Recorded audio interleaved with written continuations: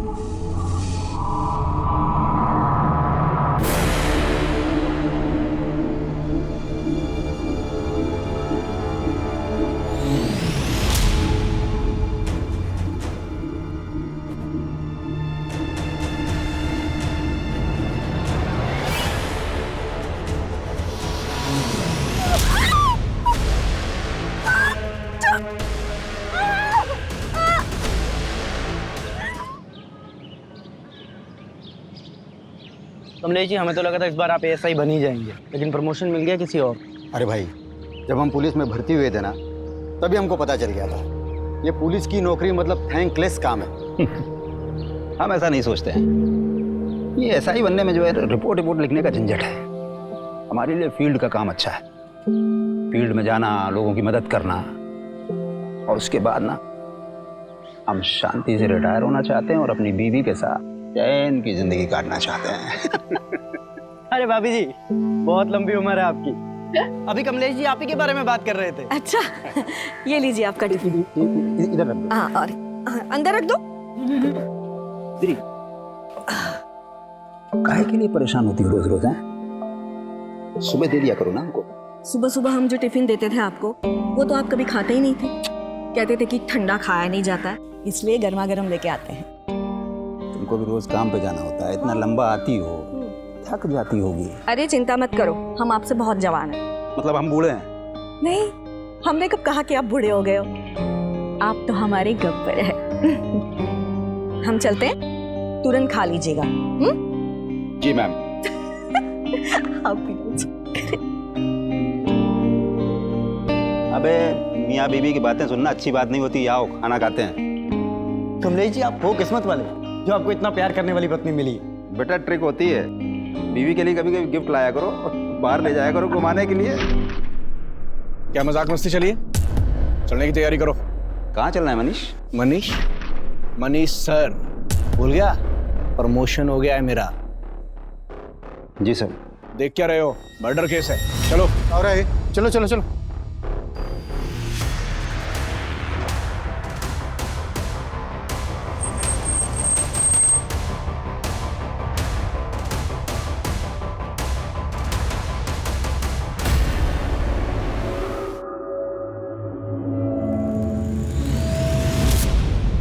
Sir, लड़की पर पत्थर से वार करके मारा गया है। इधर उधर देखो, कुछ मिलता है तो। क्या?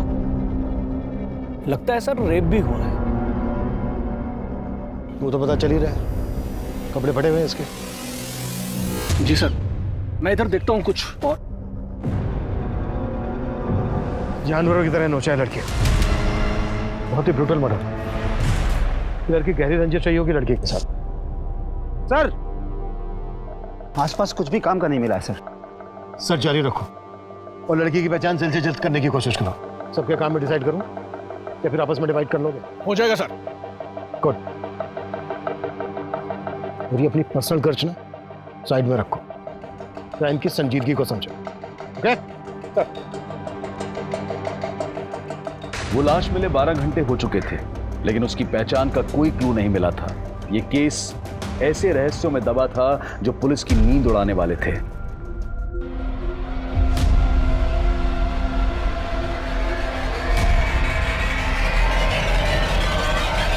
Rarest of the rare rape case है सर। इसका न सिर्फ रेप किया गया है बल्कि ब्रूटली टॉर्चर भी किया गया इसको। इसकी लेफ्ट हैंड की ये चारों उंगलियां फ्रैक्चर, गले पर बाइट मार्क्स हैं दोनों तरफ, और वैसे ही बाइट मार्क्स उसके चेस्ट पर भी हैं। शरीर को बुरी तरह से नोचा खरोचा गया है और फिर पत्थर मारकर इसको जान से मार दिया। गैंगरेप है डॉक्टर? नहीं सर, इसके शरीर से सिर्फ एक ही आदमी का डीएनए मिला है। जिस तरह से इसको रेप करके मारा गया है, उससे तो यही लगता है कि किलर बहुत ही विकृत मानसिकता है।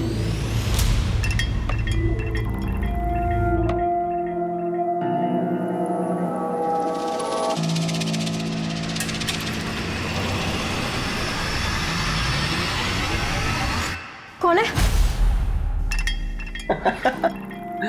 डर गई क्या? हाँ? तुम पी के आए हो? अरे मैंने तो सोचा था तुम ड्यूटी पर हो गया आज से नाइट शिफ्ट थी ना तुम्हारी। मेरे पीछे अय्याशी करने से बाज नहीं आते तुम। तो तुम यही चेक करने के लिए आज रात ऑफिस ही नहीं गई? हाँ, मुझे तुम्हारी तरह जासूसी करने का कोई शौक नहीं है। अरे नाराज हो? बोला ना, पीने के बाद मुझे छुआ मत करो।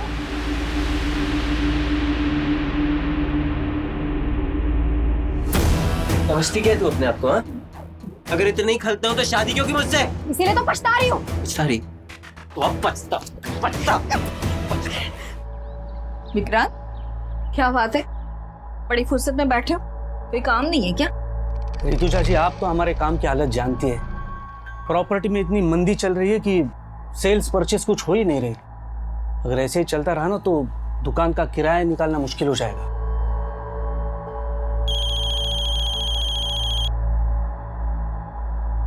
हेलो मैम, आप मेरी हेल्प करने के लिए जल्दी से आ जाइए। वो मुझे परेशान करने फिर से आ गया है। तुम रो मत, मैं आ रही हूँ।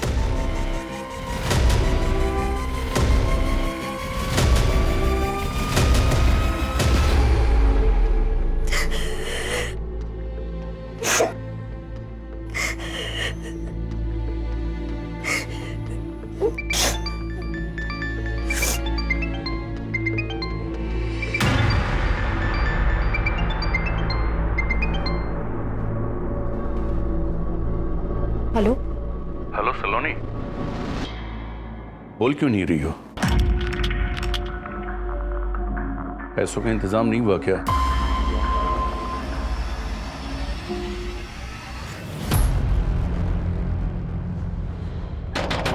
दरवाजे खोलो!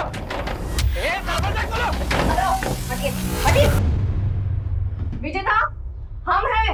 ऋतुजा, खोलो। रो मत बेटा। मैं आ रही हूँ। ए, नाटक मत कर, समझी ना? अब भी तुम्हें एक घर को छोड़कर जाना पड़ेगा। अरे, ऐसा कैसे घर छोड़ना पड़ेगा? ये सारी गलती आपकी है। हमारी? जी। अरे ब्रोकरेज के लालच में आकर आप ऐसी किराया दर दी हमको, जिसका रेप हो चुका था। इस लड़की का रेप हुआ है तो इसमें इस बेचारी का क्या दोष? एक बात कान खोलकर सुन लीजिए, एग्रीमेंट के लॉकिंग टाइम तक आपने इसको जरा भी परेशान किया ना, अंदर करवा दूंगी। सर, मैंने केस सेक्स ऑफेंडर्स को राउंड अप किया है। सबका रिमांड चालू है, लेकिन किसी ने मुंह नहीं खोला है। जब तक इस लड़की की पहचान नहीं पता चल जाती, तब तक ये केस आगे नहीं बढ़ पाएगा। सर, मैंने भी आसपास के थानों में पता किया, कहीं किसी लड़की की मिसिंग की कंप्लेंट नहीं हुई। तो हाथ पे हाथ रख के बैठ जाओ। नहीं सर, मैं सर्चिंग चालू है। सर, मैंने कमलेश को सुपरवाइज करने के लिए कहा, लेकिन उसने कोई अपडेट ही नहीं दिया।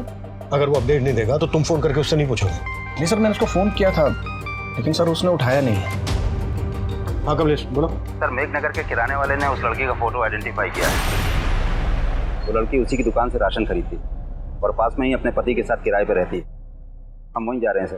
तुरंत एड्रेस भेजो, हम भी वहीं पहुंचते हैं। किशोर, गाड़ी निकलो। मनीष, जिन लोगों को राउंड अप किया है उगलवाओ उनसे।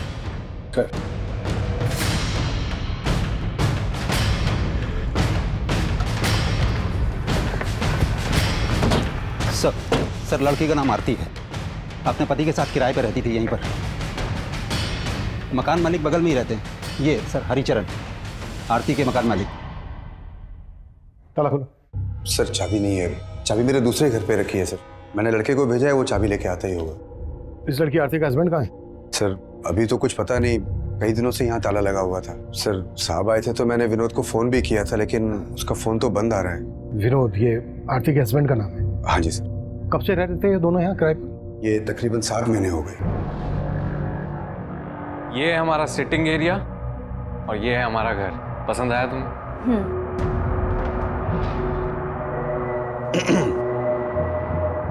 ये घर के एग्रीमेंट पेपर्स है, साइन कर लें। विनोद की पत्नी का इतनी बुरी तरह से रेप हुआ है, मर्डर हुआ है। विनोद गायब कहाँ है? उसका तो मुझे कोई आइडिया नहीं है सर। काम क्या करता था विनोद? विनोद कहता तो था कि मैं जॉब ढूंढ रहा हूँ, लेकिन वो दोनों बहुत ठाठ से रहते थे सर। देख करके कभी ऐसा लगा नहीं कि उनको कोई पैसों की कमी हो। आरती जल्दी करो, मूवी शुरू हो जाएगी। हमेशा लेट।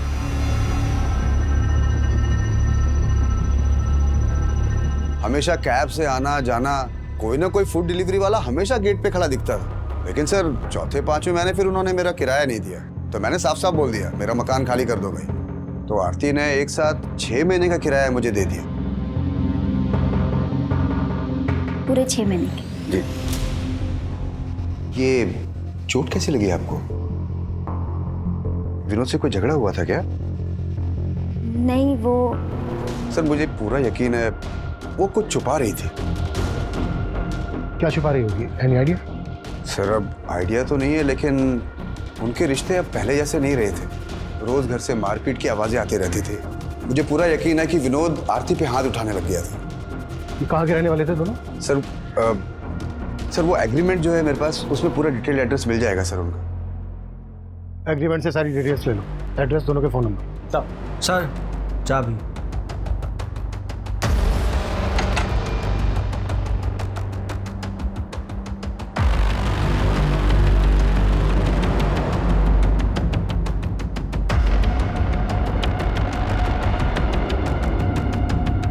पूरे घर की तलाशी लो, कुछ भी छूटना नहीं चाहिए।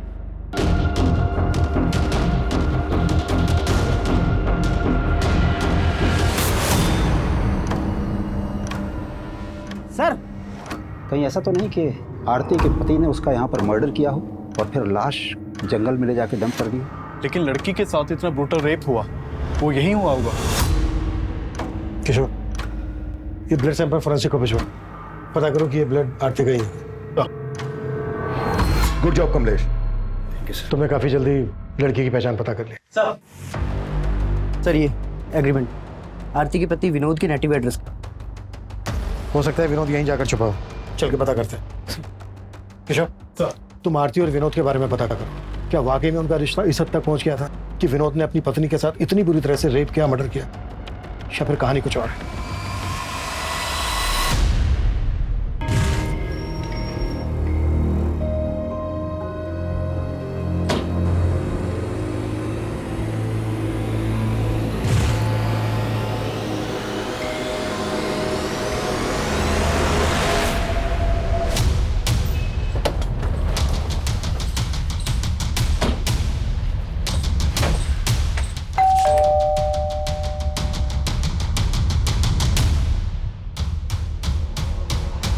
विनोद कहाँ है? हाँ विनोद, क्या लगता है तुम्हारा? वो मेरा बेटा है साहब, पर अब वो यहाँ नहीं रहता। लेकिन आप लोग यहाँ किस लिए आए? तुम तो ऐसे पूछ रहे हो जैसे तुम्हें कुछ मालूम नहीं है। मेघनगर में विनोद की पत्नी आरती की लाश मिली है हमें, बुरी तरह से रेप हुआ है, उसका मर्डर हुआ है, और विनोद गायब है। कहाँ छिपा है वो? साहब हमको इस बारे में कुछ नहीं मालूम, और हम तो वैसे भी 7 महीने से विनोद से नहीं मिले। असल में विनोद और आरती भाग कर शादी किए थे, और तुम इस शादी के खिलाफ थे। कहीं ऐसा तो नहीं है किसी बात का बदला लिया आरती से? नहीं साहब, मैं बता चुका हूँ आपको कि हम नहीं जानते कि आरती और विनोद कहाँ रहते थे। आरती के घर वाले कहाँ रहते हैं? क्या हमारी बेटी के साथ? किसने किया ये सब हमारी बेटी के साथ? उस विनोद के अलावा कौन होगा पापा? शक तो हमें भी विनोद पर ही है। आप लोगों को सच में नहीं मालूम था कि वो दोनों कहाँ रह रहे थे? क्या फिर आप लोग हमसे कुछ छुपा रहे हैं? हम आपसे क्या छुपाएंगे साहब, हम तो खुद पिछले 7 महीनों से बेटे का शक्ल देखने को तरस गए थे।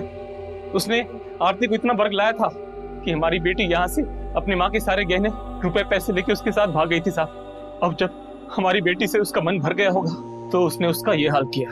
हमें उस पर पहले से शक था साहब, वो सही आदमी नहीं था, लेकिन आरती नहीं मानी, वो हम सबको छोड़ के चली गई साहब। सर, आरती और विनोद, हम दोनों के घर वालों का भरोसा नहीं कर सकते। ऑनर किलिंग का भी एंगल हो सकता है। जितनी बुरी तरह से आरती का रेप हुआ है, उससे लगता नहीं है कि आरती के घर वालों का हाथ होगा। हो सकता है विनोद के घर वाले इसमें इन्वॉल्व हो। फिर भी दोनों फैमिलीज की एक्टिविटीज पे नजर रखो और विनोद के घर वालों के फोन नंबर सर्विलेंस पे डाल दो। शायद विनोद अपने घर वालों से कांटेक्ट करने की कोशिश करें। Yes sir.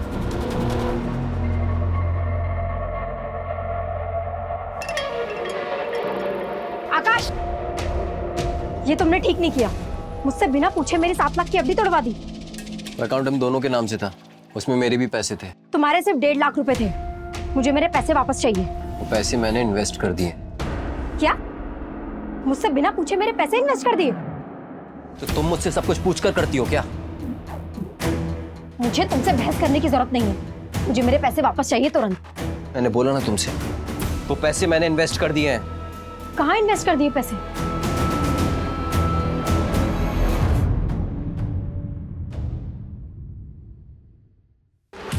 सुनो, तुम जल्दी से छुप जाओ। कहीं भी जल्दी करो, छुप जाओ।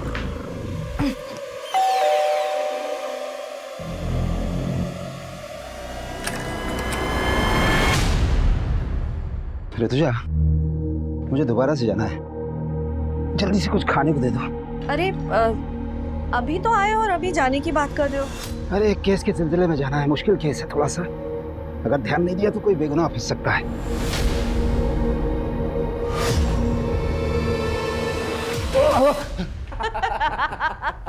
देखा मम्मी, पुलिस वाले भी डरते हैं। आप डर गए ना पापा? लेकिन अचानक हॉस्टल से तू यहाँ पर कैसे आ गया? अरे पूरे 3 महीने बाद आया है और ये मंडे फिर से चला जाएगा। हाँ वो सब तो ठीक है, लेकिन तेरी पढ़ाई ठीक चल रही है ना? पापा आप तो पढ़ाई की बात मत करो ना। हम आप ही का वेट कर रहे थे। बहुत जोरों की भूख लगी है, मम्मी खाना खिलाओ ना। चल चलो चलो, मुझे भी जाना है।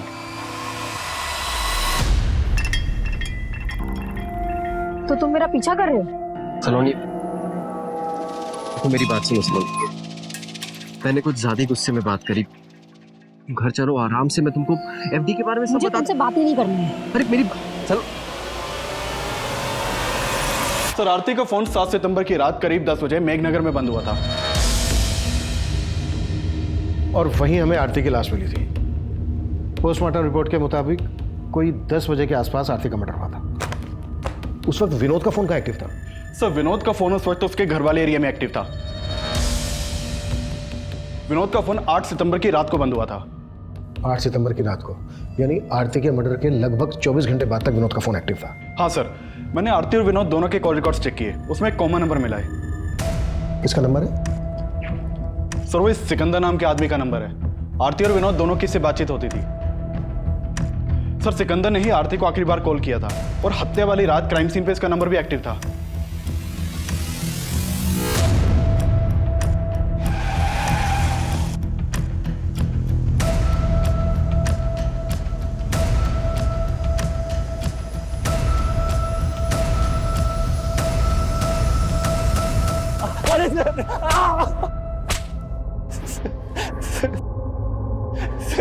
सर मैं सच कह रहा हूँ, मैंने आरती के साथ कुछ नहीं किया।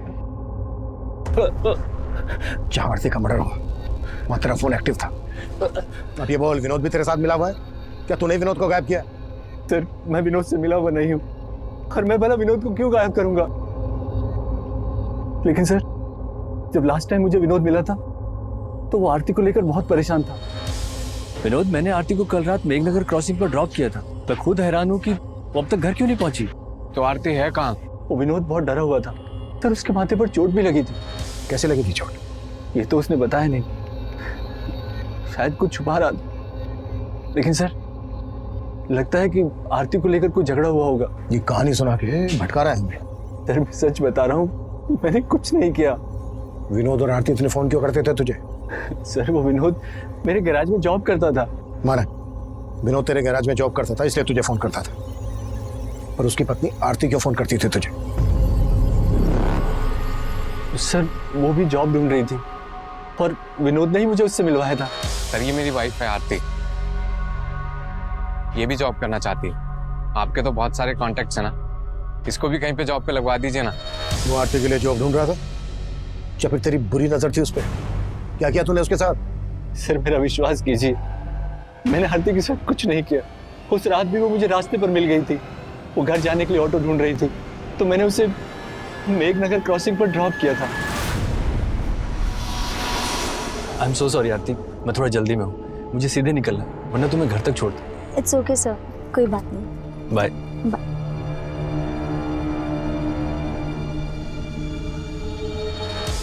उसके बाद क्या हुआ मुझे कुछ नहीं पता सर। ये कहानी बनाना बंद कर, 5 मिनट के बाद सब हो गया। कुटास साले। सर। Auto, auto.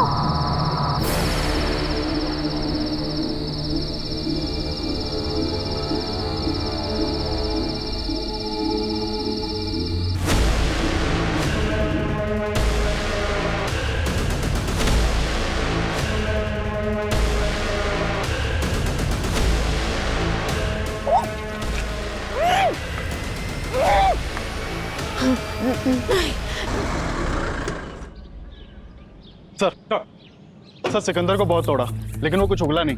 डीएनए लो, और आरती की बॉडी से जो मेरे रेपिस्ट का डीएनए मिला, मैच करो।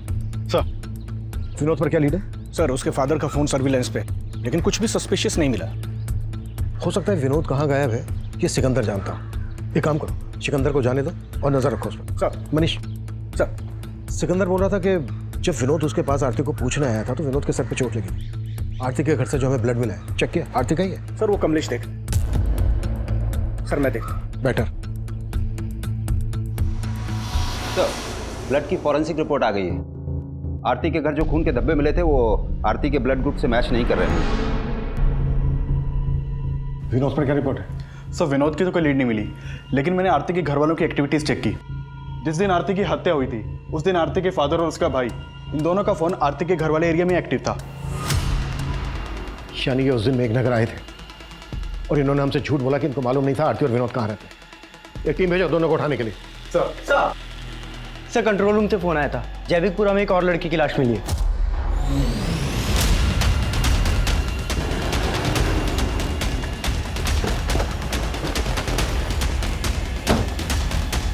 पीछे हो जाओ।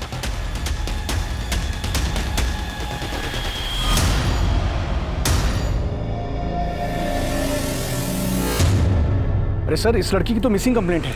आकाश इसके पति ने इसकी कंप्लेंट लिखवाई थी और इसका नाम सलोनी है। ये देखिए। सलोनी का पति आकाश भी शक के घेरे में था और पुलिस सलोनी और आकाश से जुड़ी हर जानकारी जुटा रही थी। वहीं आरती के केस में आरती के पिता और भाई की भूमिका भी संदिग्ध नजर आ रही थी। तुम दोनों ने बोला था कि तुम दोनों को पता नहीं था कि विनोद और आरती कहाँ रहते थे। 7 सितंबर को तुम दोनों मेघनगर में थे जहां आरती रहती थी।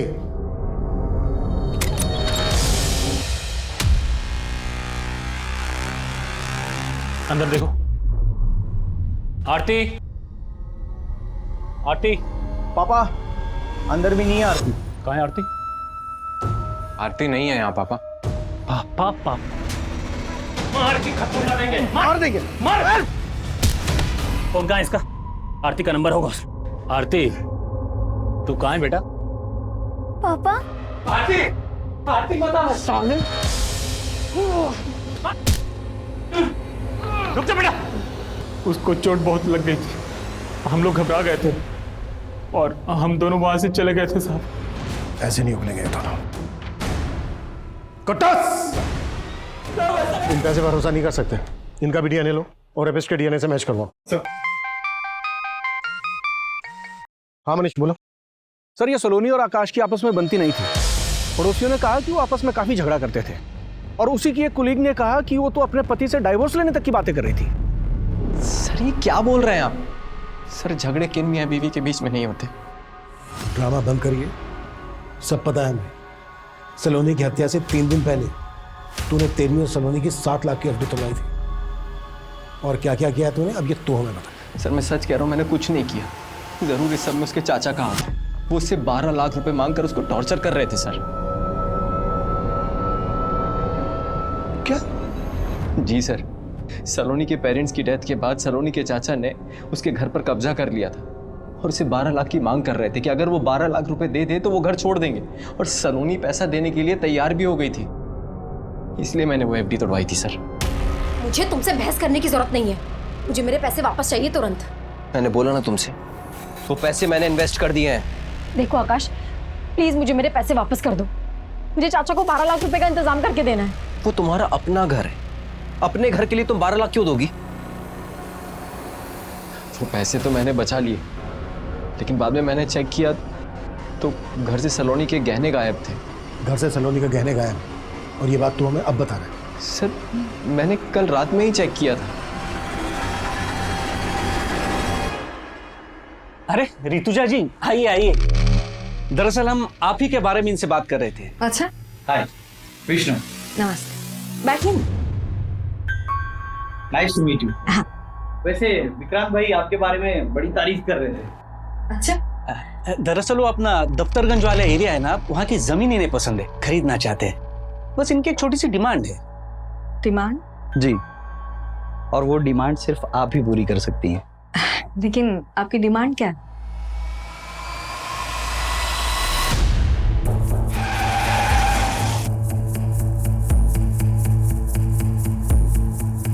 सर ये सलोनी का पति ना बकवास बातें कर रहा है। लेकिन ये घर तो सलोनी के पिता के नाम पे था ना, तो उनके मरने के बाद लीगली ये घर सलोनी का होगा। आप यहाँ क्या कर रहे हैं? मैं यहाँ क्या कर रहा हूँ? अरे हम यहाँ पे रह रहे हैं, इसका मतलब ये नहीं है कि हमने कब्जा कर लिया है। लेकिन सलोनी के ना रहने से कब्जा तो आप ही का होगा ना? सर आपके कहने का मतलब क्या है कि हमने सलोनी का हत्या करवा दिया? ऐसा हो भी सकता है। वैसे सलोनी से 12 लाख किस बात के मांग रहे थे आप? सर सलोनी के पिता की तबीयत हमेशा खराब रहती थी और उनकी बीमारी का सारा खर्च हमने उठाया था, और इसीलिए मैं सलोनी को बार बार फोन करके ये बताया करता था कि मेरे 12 लाख मुझे लौटा दो और ये घर का कब्जा ले लो, और वो तैयार भी थी मुझे पैसे देने के लिए। लेकिन उसका पति ना, मैं जानता हूं, वही उलूल जुलूल की बातें आप लोगों के कान में फूंक रहा है। उसका हिसाब हम कर लेंगे। आपको हमारे साथ चलना होगा, आपका भी डीएनए होना है। मेरा? सर सलोनी का पोस्टमार्टम रिपोर्ट मैंने बहुत ही क्लोजली एग्जामिन किया है, और आरती और सलोनी के दोनों की हत्या में एक ही जैसी सिमिलैरिटीज हैं। जैसे सर पे पत्थर मार करके इनकी हत्या की गई, उसके अलावा लेफ्ट हैंड की चारों उंगलियां फ्रैक्चर्ड हैं, और एक ही तरह से इनके जिस्म को नोचा गया, और फिर ये गर्दन पर बाइट मार्क्स। डॉक्टर, सलोनी की बॉडी पे जो रेपिस्ट का डीएनए मिला है, वो डीएनए आरती की बॉडी पे मिले डीएनए से मैच करता है क्या? सर वो तो डीएनए रिपोर्ट आने के बाद ही क्लियर हो पाएगी, और मेरा मानना है सर कि दोनों का रेपिस्ट और कातिल एक ही आदमी है। वो इसलिए क्योंकि अगर आप गौर से देखें तो इन दोनों के गर्दन पे जो ये बाइट मार्क्स हैं बिल्कुल एक जैसे हैं। इसका मतलब आरती के रेप और मर्डर के लिए हम जिन लोगों पर शक कर रहे हैं वही सलोनी के रेप और मर्डर के सस्पेक्ट हैं। कमलेश सर, चेक करो, ये आरती और सलोनी एक दूसरे को जानती थी क्या? इन दोनों में कुछ कॉमन कनेक्शन है क्या? विमेन सेफ्टी को लेकर पुलिस पर सवाल उठने लगे, और इसी दौरान कुछ ऐसा हुआ जिसने पुलिस को फिर से हैरान कर दिया। कमलेश, कहां था तू? ये टाइम है आने का? रो क्यों रहा है? मनीष, क्या हुआ? ऋतुजा का कुछ पता नहीं चल रहा है यार। हमारी पत्नी कल रात से गायब कैसे? कमलेश, कुछ मालूम नहीं चल रहा है सर। रोज की तरह रात को घर पहुंचा तो ऋतुजा घर पर नहीं थी सर। नॉर्मली 6-7 बजे तक घर पहुंच जाती है। इधर हमने इंतजार किया लेकिन वो आई नहीं। फिर हमने उसके पार्टनर विक्रांत को फोन लगाया सर। विक्रांत, ऋतुजा अभी तक घर नहीं पहुंची है, तुमसे कुछ बोल के गई है क्या? वो तो शाम को 5:30-6 बजे के आसपास ही दुकान से निकल गई है सर। रात भर ढूंढते रहे लेकिन कुछ। कमलेश, ये बात तुमने हमें रात ही क्यों नहीं बताई? सर हमें लग रहा था कि मिल जाएगी, लेकिन अब कुछ समझ में नहीं आ रहा है सर। कमलेश, हिम्मत रखो, हम ढूंढ लेंगे तुम्हारी पत्नी ऋतुजा को। सर,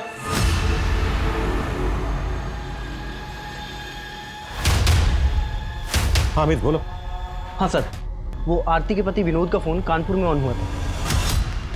कानपुर पुलिस से कांटेक्ट करो, इसकी अपडेट दो, शायद वहां से हमें कोई लीड मिल जाए। सर,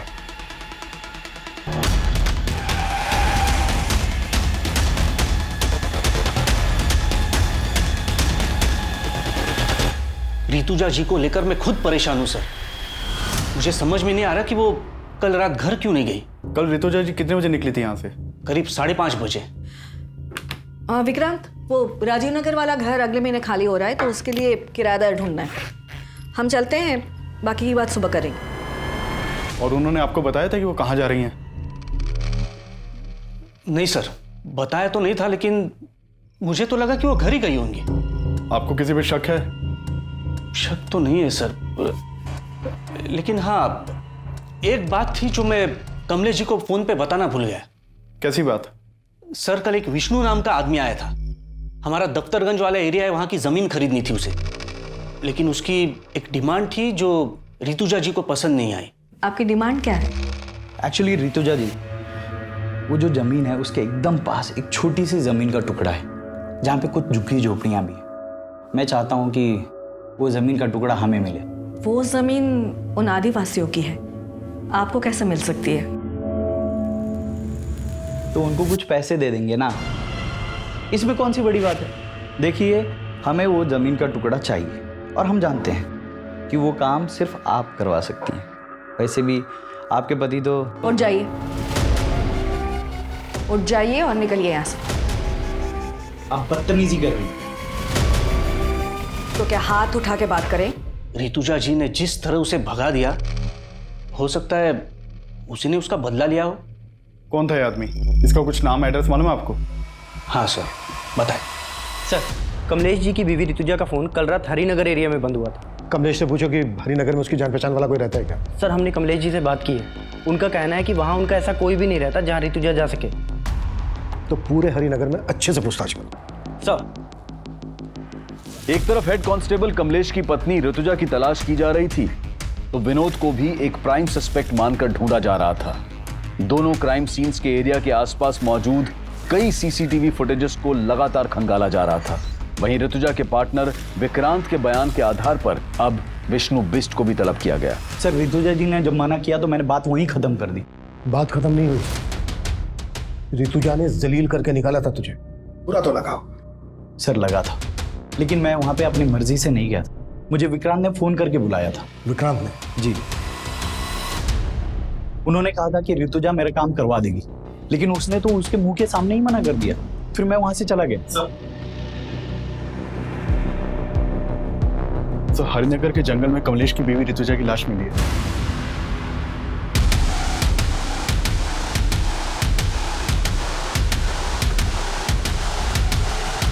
पीछे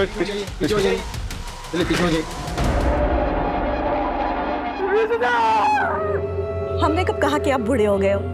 आप तो हमारे गब्बर है। पोस्टमार्टम डॉक्टर का कहना था कि सलोनी और आरती का किलर एक ही हो सकता है। और अभी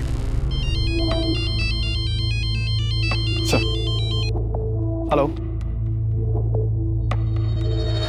ठीक है सर, विनोद कानपुर में पकड़ा गया है।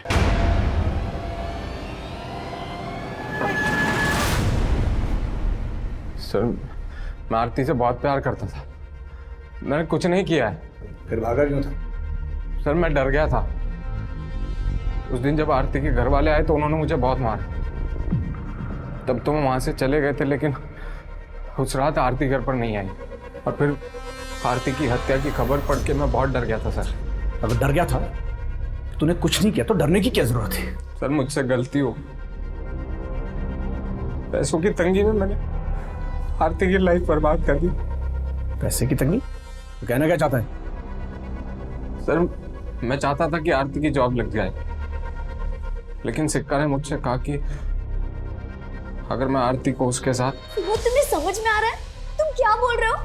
आरती, समझने की कोशिश करो। 3 महीने से किराया नहीं दिया है, कुछ नहीं बचा है हमारे पास। और आरती, अगर तुम नहीं मानी ना तो मकान मालिक हमें घर से बाहर निकाल देगा। तुम ये कहना चाहते हो कि मैं चंद पैसों... आरती, चंद पैसे नहीं है, जरूरत है हमारी अभी। तो क्या करें, घर चले जाएं? एक्सेप्ट करेंगे वो? मार डालेंगे आरती हमें। आरती, जब तक मुझे कुछ अच्छा काम नहीं मिलता तब तक कर लेते हैं ना।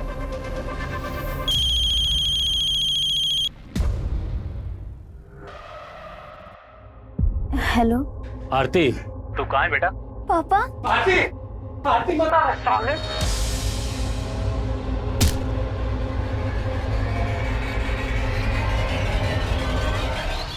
तो जब मुझे पता चला कि आरती के साथ इतना सब कुछ हुआ है तो मेरा शक सीधा सिकंदर पर ही गया। लेकिन अगर मैं आपको उसके बारे में बताता, मुझे ये भी बताना पड़ता कि आरती को वहां पर क्यों भेजता था। अपनी बीवी से धंधा करवाता है और बोलता है भरोसा करो। तोड़ साले को। सर सर सर मैं मानता हूँ कि मैं आरती के साथ रिश्ता रख के विनोद को पैसे देता था, लेकिन सर उस रात मैंने आरती को मेघनगर क्रॉसिंग पे ड्रॉप कर दिया था।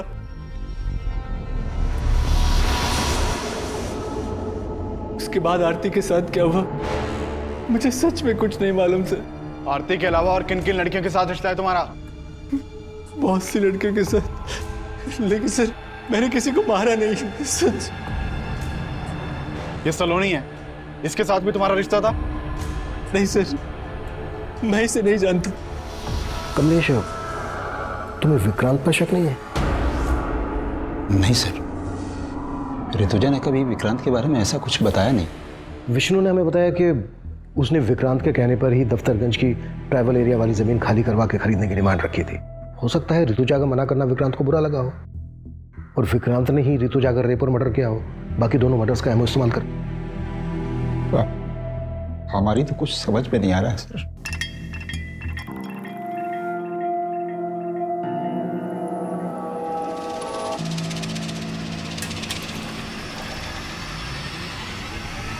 सर मैंने दोनों क्राइम सीन के आसपास की सीसीटीवी फुटेज चेक की, उसमें एक कॉमन आदमी नजर आया है। ये देखिए सर, ये आदमी मेघनगर में आरती के पीछे जाता हुआ दिख रहा है और जैविकपुरा में सलोनी के पीछे। है कौन ये आदमी? सर खबरियों से पता लगवाया मैंने, ये एक चरसी है, नशे के लिए चोरी लूट करता है, हमने इसे उठवा लिया है। सर मैंने किसी को नहीं मारा सर। सर मामूली सा चोर हूँ सर, रेप नहीं किया सर मैंने। सर मैंने कुछ नहीं किया सर। कुट्टा। सर नहीं। सर वो चरसी भी कुछ नहीं उगल रहा है। उसका भी डीएनए लो और ऋतुजा के मर्डर के दौरान कमलेश की एक एक एक्टिविटीज चेक करो। सर। किशोर, तीनों विक्टिम्स का कातिल अभी तक पकड़ा नहीं गया है। वो जल्द से जल्द हमारी गिरफ्त में होना चाहिए, इससे पहले कि वो किसी और को अपना शिकार बनाए।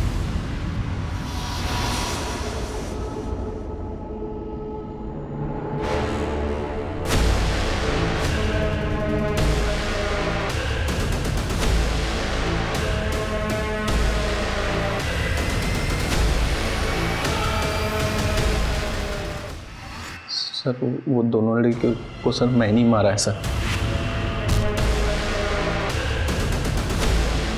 लेकिन तीसरा मर्डर मैंने नहीं किया सर।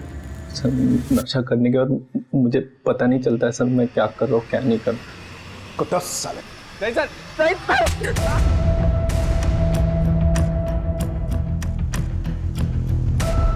सर आप कहना क्या चाहते हैं? हमने वो मर्डर? हाँ यही कह रहा हूं मैं, वो मर्डर तुम्ही ने किया। सर ऋतुजा हमारी बीवी थी, आप जैसा सोच रहे हैं वो गलत है। पिछले 25 सालों से पुलिस की नौकरी कर रहे हैं, आज तक वर्दी पर दाग नहीं आने दिया है। कमलेश ये किताबी बातें बंद करो। तो आप भी फैक्ट रखिए ना सर। हमें फंसाने की साजिश हो रही है सर। कैसे साजिश? जो भी कहना चाह रहे हो खुल के बोलो। हम कुछ नहीं कहना चाहते सर। अगर आपको लगता है कि हम कातिल हैं तो प्रूव करके दिखाइए।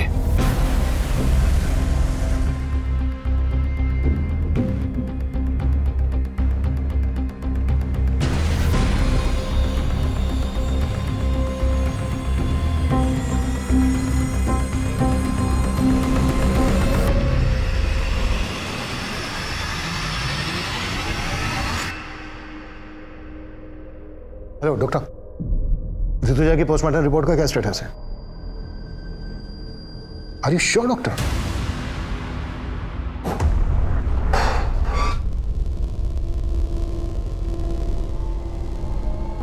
सब क्या है ये सब?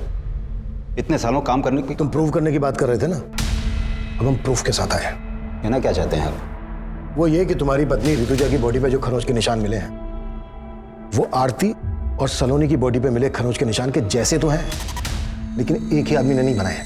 हाँ, कुछ समझा नहीं। ऋतुजा की बॉडी पर खरोंच के निशान पर्पसली बनाए गए, वो भी तब जब वो मर चुकी थी। उसके मरने के बाद आरती और सलोनी की बॉडी पर जो खरोंच के निशान मिले हैं वो तब बने जब वो जिंदा थी। अभी बात हुई मेरी डॉक्टर से। डॉक्टर का कहना है कि ऋतुजा के गले पे जो बाइट मार्क है वो आरती और सलोनी के गले पे मिले बाइट मार्क से बिल्कुल अलग है, मतलब अलग आदमी का है। डॉक्टर ने यह भी बताया कि ऋतुजा का रेप नहीं हुआ था, जबकि आरती और सलोनी का रेप हुआ था।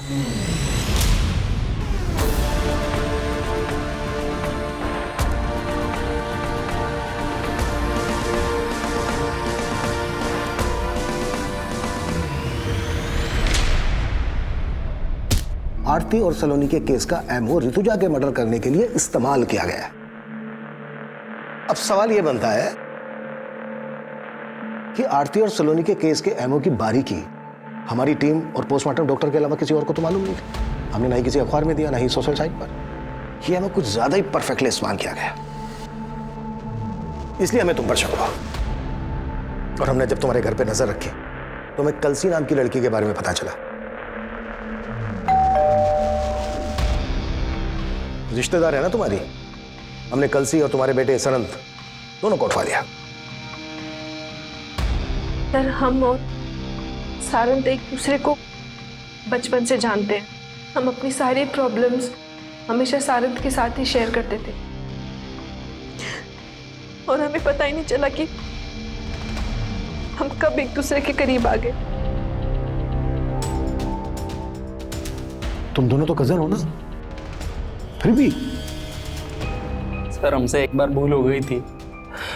हमने सोचा दोबारा ऐसा नहीं करेंगे, लेकिन ऐसा नहीं हो पाया सर। मैं उस वीकेंड पे हॉस्टल से सीधा घर पे आया था और मम्मी पापा के एब्सेंस में